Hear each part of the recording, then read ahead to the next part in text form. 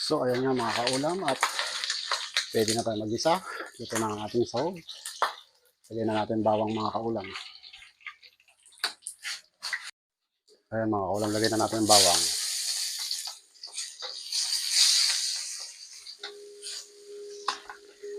At tapos isunod na natin ang ating mahiwagang sibuyas.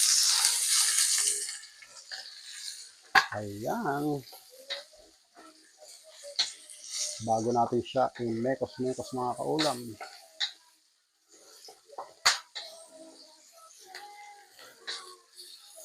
Ayan, pwede na siyang haluin.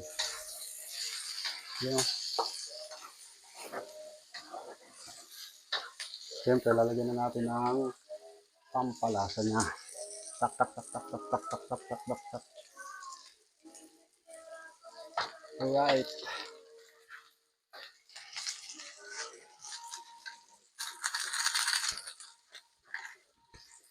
Siyempre, hindi asin ang gagamitin ko. Ito ang gagamitin ko, patis.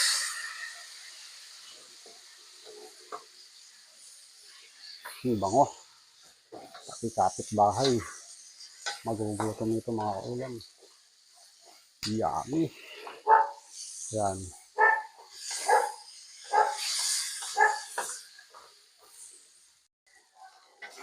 Ayan mga kaulam. Ayan.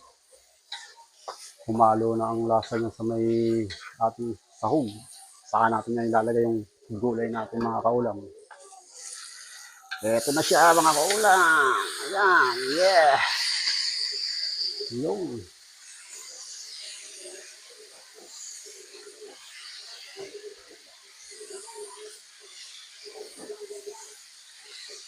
Yun.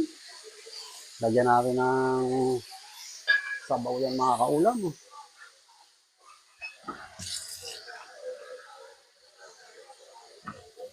Ayan mga kaulam, lagay na natin.